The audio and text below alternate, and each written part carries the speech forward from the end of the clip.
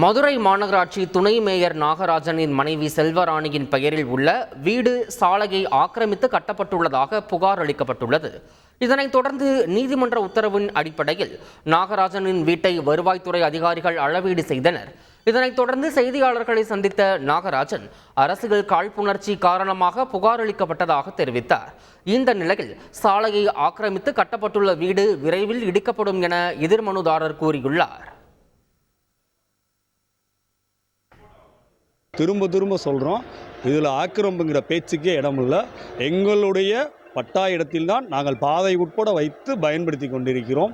இது முழுக்க அரசியல் காழ்ப்புணர்ச்சியின் காரணமாக, குறிப்பாக கம்யூனிச சித்தாந்தத்திற்கு நேரெதிர் சித்தாந்தம் உள்ள பாரதிய ஜனதா கட்சியினால் அரசியல் செய்யப்படுகிறதே தவிர ஆக்கிரமிப்பு என்ற பேச்சுக்கே இடமில்லை என்பதை பணிவோடு தெரிவித்துக் கொள்கிறேன். இந்த மாநகராட்சியில் இந்த ரோடு ஆக்கிரமிப்பு உள்ளது அப்படின்னு சொல்லி அவங்க லெட்டர்கள் கொடுத்துருக்காங்க.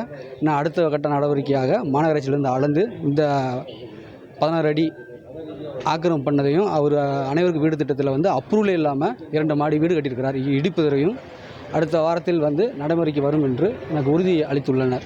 ஆகையால் கூடிய விரைவில் துணை மேயராக இருக்கக்கூடிய நாகராஜன் அவர்கள் வீடு இடிக்கப்படும், ஆக்கிரமிப்பில் உள்ள இந்த ரோடை எடுக்கப்படும் என்று மகிழ்ச்சியோடு தெரிவித்துக் கொள்கிறேன்.